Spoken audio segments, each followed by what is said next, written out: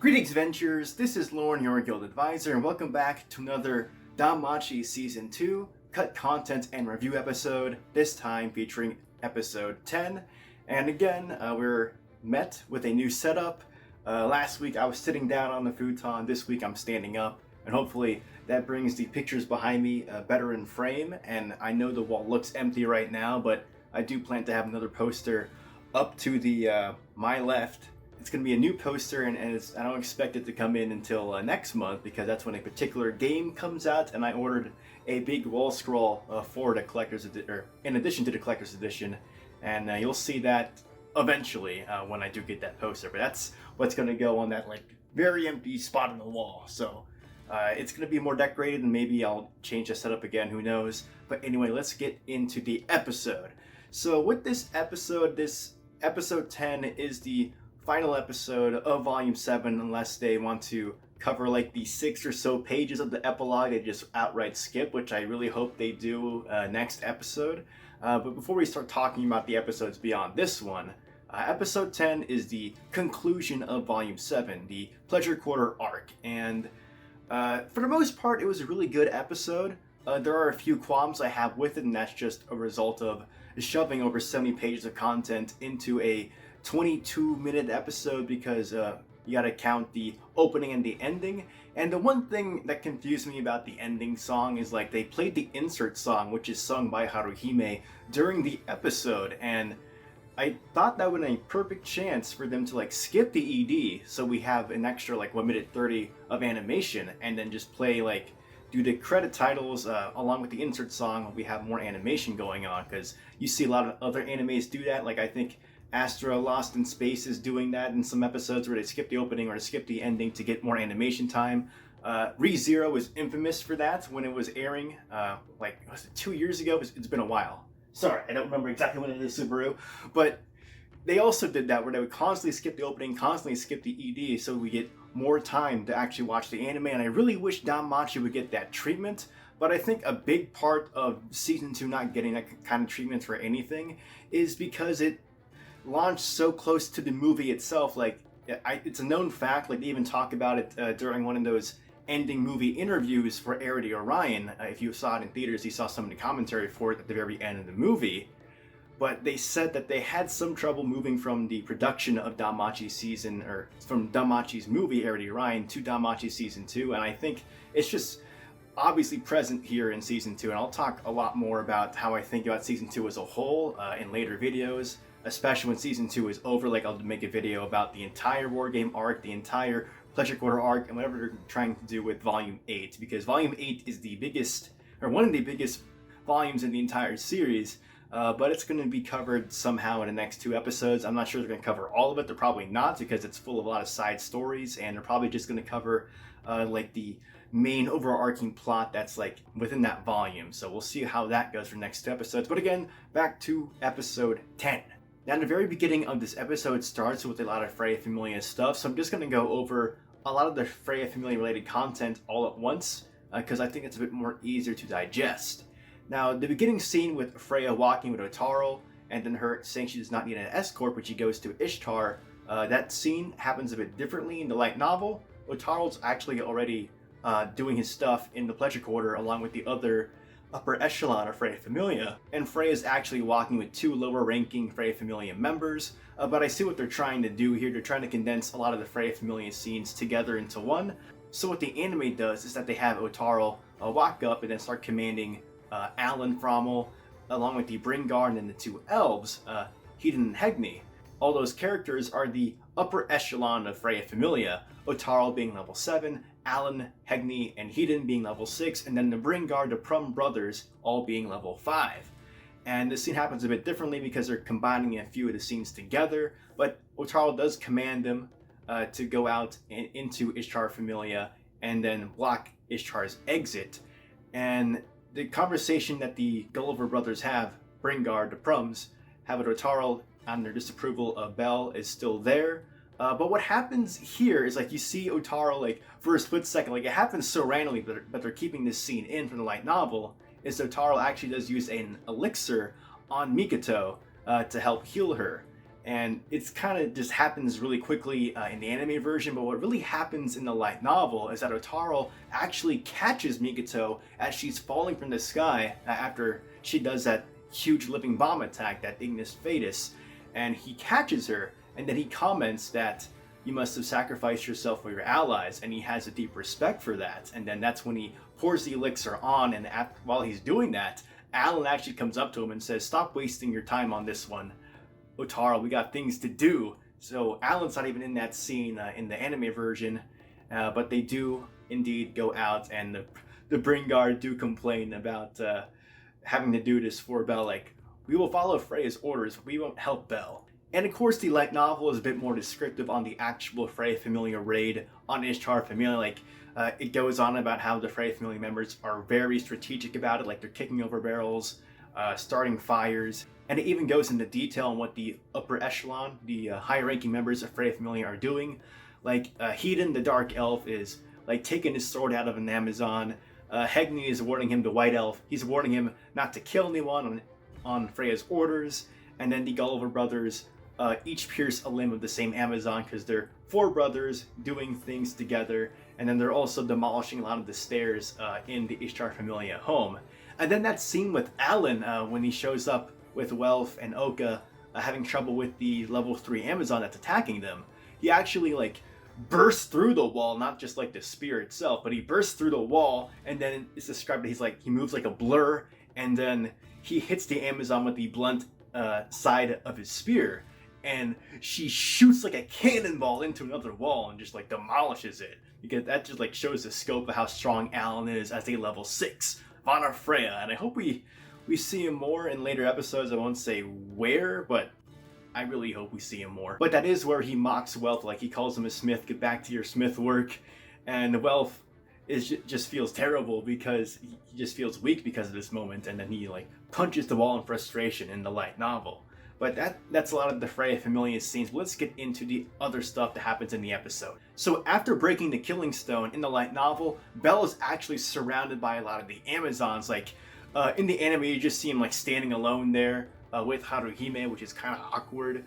But he is surrounded by a lot of the Amazons, and that's when Toad walks up, grabs Haruhime by the hair, and then slams her into the ground to like taunt Belle and poke fun at him for what he's trying to do, trying to save Haruhime. And like Toad says, like, Haruhime is our tool. If she can't make money with her body, then she might as well do this for us in our war against Freya Familia. So it's a bit different than how it happens in the light novel. And also, when Bella's like questioning what Haruhime wants, like, Haruhime, what do you really want? Do you want to be saved? Do you not want to be in this familia? Do you not want to die? And as Haruhime is trying to come up with an answer for that, the Toad is like warning Haruhime not to like give in to Belle's temptations of being saved. And her response, that Haruhime's response to that, is the start of her cast, and Toad thinks that's for her. So in the anime, they make Toad like demand Haruhime to start casting her magic, and that doesn't make too much sense in the grand scheme of things, because, you know, Toad is level 5, she doesn't need a level boost to beat a level 3 Belle, so it doesn't make much sense for Toad to command Haruhime to do that. And in the light novel, of course, I say that Haruhime's response is to start casting, and Toad thinks it's for her. And then as the like light effects are like swirling around, Aisha realizes that there's something odd about it, that it's going towards Belle. Aisha like warns them to stop that from happening. So after Belle gets that level boost, one of the Amazons surrounding Belle actually charges Adam with a broadsword, probably the same broadsword that Belle is using later on in the episode. But he charges Adam, swings it, and then Belle just steps out of the way because he's so fast now with the level boost. He grabs the sword by the hilt and then trips her and knocks her down, and now he has the broadsword, and the other 5 Amazons are enclosing him, and all he does is just like this wide sweep and knocks all of them away. And then that part would have been really cool to see in the anime. They just didn't do it because I know what they're doing here. Like, it's obvious that they're pressed for time. They're trying to squeeze everything here into this one episode. It's just unfortunate, because that would have been a cool way to see just how powerful level boost makes Belle, because it's such a cool way to do it. And him just like randomly picking up the broadsword on the ground is just kind of weird. It's like, oh, there's just a conveniently placed sword right here on the ground. I guess I'll just grab it and use it. And then in the light novel, it's like, well, he actually took that broadsword in a really cool way, but they just did not show it in the anime. And then the fight with Toad, it's a lot longer in the light novel. And obviously, again, they're pressed for time, so they're trying to condense it. But the way they do it is kind of weird, because they kind of make it look like Bell beats Toad here in the anime, because he like makes that little pitfall and then Toad just falls down and just gets yeeted out of the fight. But what happens is, like, she gets enraged after Belle rushes at her, and she blocks one of Belle's strikes with her axe and actually blows back into her cheek and cuts it, and that's why she gets pissed. And then she like throws Belle to the outer wall of the garden, and they start fighting there, and they like start fighting like amongst the rooftops and whatnot. And Belle actually like loses this fight in the light novel, because he's boosted to level 4, but Toad is still level 5, so she pretty much exceeds him in everything except speed, which it says his speed does match Toad here in the light novel, because his speed stat is just, his agility is just so high because of his excess exilia from previous levels, like him getting that triple S status in agility, and that just keeps carrying over and stacking as a hidden like modifier to his current stats. So he does match her in speed, and that's why he's able to match her like blow for blow, but he's not able to match her in strength. And it eventually reaches a point where a Toad actually comments on Belle's fighting style that reminds him of Ai's, and that's obviously, of course, because Ai's has been teaching Belle how to fight. And when she like starts insulting Ai's, Belle gets a bit more angry at her, and he prepares like this big strike. And unfortunately for Belle, Toad spins out of the way, and then he gets kicked in the ribs and gets knocked back, and he's struggling to get up, and that's when Toad is coming in for like that final blow to beat Belle. But that's when one of the Amazons stops Toad and tells her like, we're being under attack, Toad, we need help because Freya Familia is here. And then the rest of the episode kind of carries on like that. Like, she does meet Otaro, and what happens with her meeting with Otaro is also different in the light novel. Like, he does stop her strike with just his hand, and he just like basically breaks all the bones in her hand when he does that. But in the light novel, he actually throws her down. Like, they're up several stories. He throws her down onto the ground and then jumps back down to mess with her again. And then after Otaro goes to the ground where Toad is, the other high-ranking members of Freya Familia are also there. The Bringar, the Prum brothers, and also the two elves, Hedon and Hegni, and also Alan Frommel. And like, Toad does indeed try to seduce them. Obviously that's not working. And she does also insult Freya, and they do match that illustration with Otaro being super angry at Toad mocking Freya, but she does that also in front of all the other high-ranking members of Freya Familia. And in the light novel, like, it basically like cuts away from that moment, but the Prums and Alan and the elves are all pissed off at Toad for making fun of Freya. And the Prums are basically like chanting death, death, death, and then it just says like all of them are getting closer and closer and closing in on her, and then it just skips to the next scene after that in Light Night. So you can imagine what they're doing to her after saying such things against Freya. And so that brings us to the encounter between Freya and Ishtar. Now, it pretty much happens the same way, with Freya just instantly charming everyone in her way from Ishtar Familia, overriding Ishtar's charm, which makes her really angry and confused. But the thing they keep doing in this season is just making all these characters, all these like antagonistic characters, besides Aisha, like look super incompetent. Because in here, like, you see Tammuz like sneaking up on Freya, like Ishtar's like trying to stall for time as Tammuz tries to seize Freya, and they have him do something like really dumb here, like, here I am sneaking up on you, and then yelling when I'm about to attack. I'm like, why is this happening? Because in the light novel, it explicitly says Tammuz like holds his breath and is sneaking up to Freya, and he stops right before he would touch her neck, and that's when Freya like turns around, like she always knew that someone was there, and then instantly charms him, like sliding her hand across his head, or across his cheek. And I just don't know why they did this to Tammuz. Like, it wouldn't take any extra animation or effort to change it so Tammuz is, you know, being actually sneaky and not yelling when he's about to grab her. That doesn't make any sense. Like, they keep making these characters in DanMachi, like these antagonists, look super incompetent, and it just makes DanMachi look kind of silly in that regard. Because with the Hyakinthus fight, it's the same thing. He looks like so underwhelming. Like I said, the ending of the war game arc overall was pretty disappointing because they just kind of truncated it and it didn't feel as impactful as it should have been. And it's the kind of the same thing here, like with the Toad fight, like it being condensed so much and then having Toad just yeeted out of there because the floor crumbled. It's just, I don't know. Like, I get why it was done to save time, but I don't know why this was done to Tammuz. It makes him look really dumb. But going away from that, I really enjoyed that moment when Freya just slaps the crap out of Ishtar and then she just starts falling and then gets sent back to heaven. Because if you guys don't already know like how it works in DanMachi, like the gods are technically all on the mortal world to play this game where they just live amongst the mortals and enjoy their time with them, and they are limited to just basically being weak because they can't really use their powers. Like, they're amongst the mortals to live like the mortals, so if they were to use their powers like for real, they would get sent back to heaven. And what happens here is that Ishtar would fall to the ground and then suffer a mortal wound, and then her arcanum, her goddess power would activate, healing her. But of course, because that happens, she gets sent back to heaven and she can't ever come back down again, because that's part of the rule.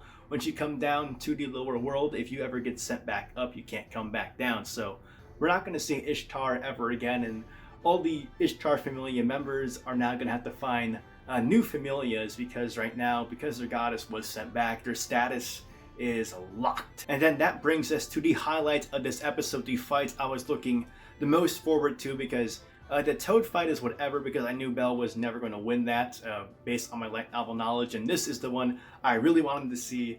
And of course it begins with Belle like waiting for the level boost timer to go out, because Belle has to play the hero. He can't just have the upper hand being level boosted to level 4. He wants to fight Aisha on equal terms to prove to Aisha that he is capable of protecting Haruhime. But the Aisha and Belle fight, like, again, this is the thing I was looking forward to the most. Like, if anything was to reach the height of the Minotaur fight in season 2, it would be this fight, especially after the disappointing fight with Hyakinthus in the war game arc.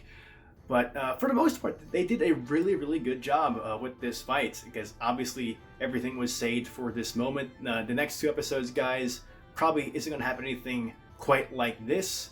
But yes, the animation here was really, really good. I really like it when characters are like talking to each other while they're fighting, not just like doing a few strikes and then they're talking for a while, and then a few more strikes and talking for a while. I really like it when they're actually talking in the middle of fights. So I really like seeing that, and you get to see the concurrent casting again. Aisha doing it this time. Like, Ryu is one of those strong concurrent casting users that's able to fight and start casting her magic at the same time.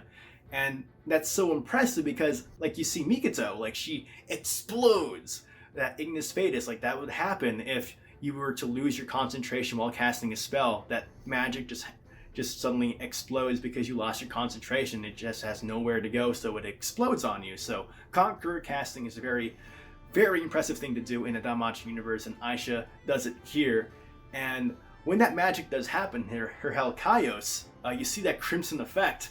And then when she like uses the attack, what's supposed to happen, like, she sticks it into the ground and then makes this big, like, it says like this dorsal fin type spike, this crimson spike that goes towards Belle. And for some reason, they just have it like be this like air wave. I don't know why, because you see the initial crimson effect. But of course, Belle is countering that with one of his Argonaut powered strikes with the broadsword. And one thing I really like that they do here in the episode is that they like match the fight with Hermes like saying all this stuff about Belle and making him be the hero that Orario needs. And the very interesting thing about this conversation, like, I'm glad they kept this in because they skipped one of Hermes' scene earlier in the anime. But the cool thing about this is, like, in the light novel, like, Osvi asked, like, why not someone from Loki Familia, not someone from Freya Familia? But yes, I want Belle to be this hero that Orario needs. And again, they skip like the stuff about the three great quests, and the Black Dragon being the remaining thing from the three great quests that needs to be completed. And that's why Zeus and Hera Familia are no longer in Aurario, because they lost so much power when they lost to the Black Dragon.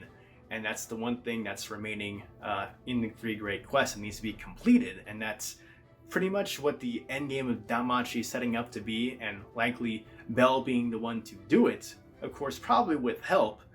But that's something that was left out of this conversation. And of course, the three great quest commentary was also left out in the first episode of the season. So I'm not surprised to see him take it out again.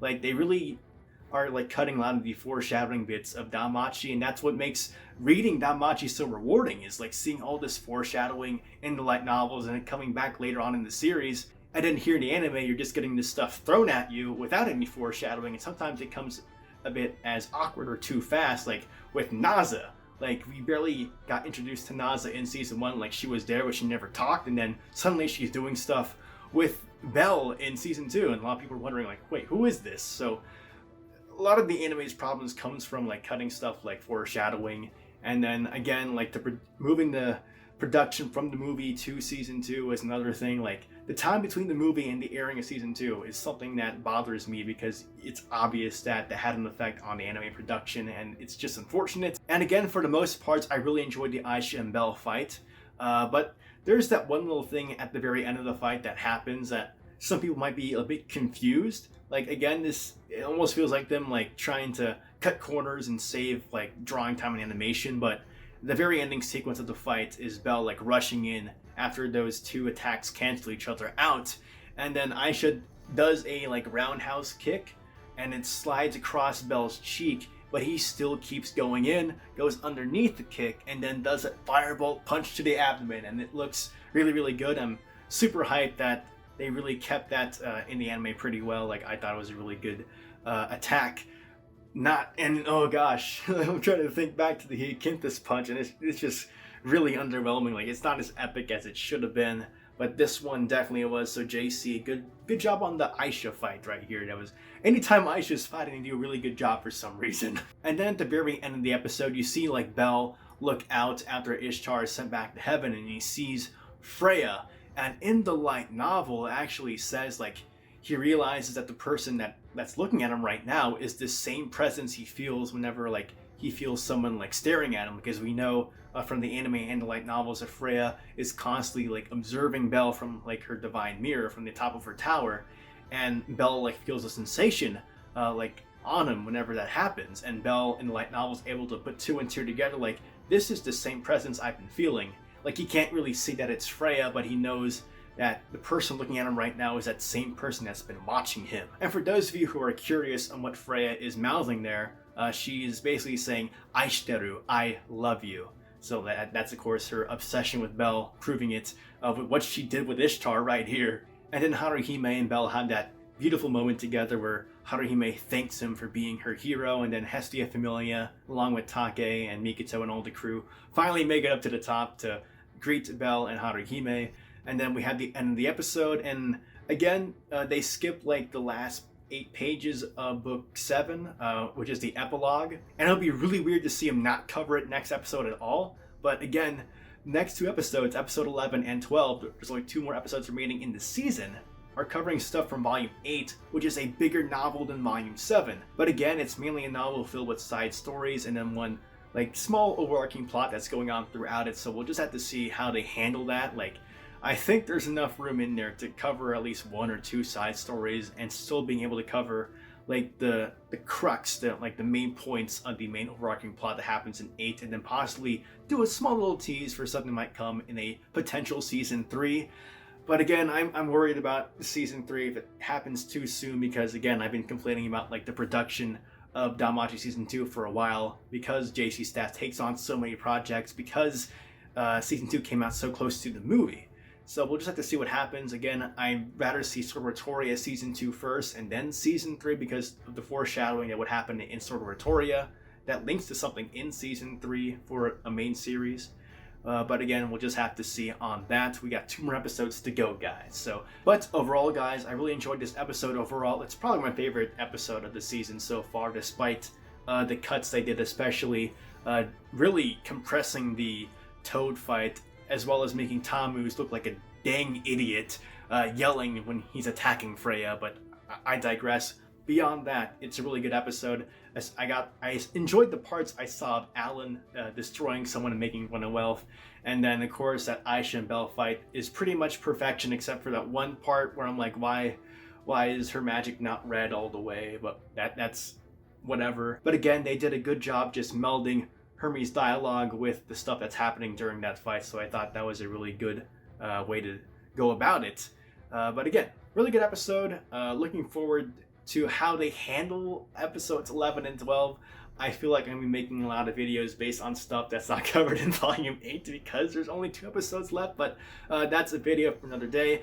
But again, guys, thank you so much for watching this cut content episode review for episode 10. It was probably super long, but that's what happens when you cover like a finale to an arc and a lot of stuff kind of being skipped or being cut out of the anime. A similar thing happened with episode 4 with War Game. But I'm a bit more happy with this adaptation than the War Game one. But again, thank you so much for watching this video, and I'll be back for episode 11 next week. If you like this video and want to see more DanMachi content, please subscribe to my channel, follow me on Twitter, and join my Discord. And as always, continue enjoying your time venturing in Aurario and a dungeon. This is Lauren, your guild advisor, signing out. "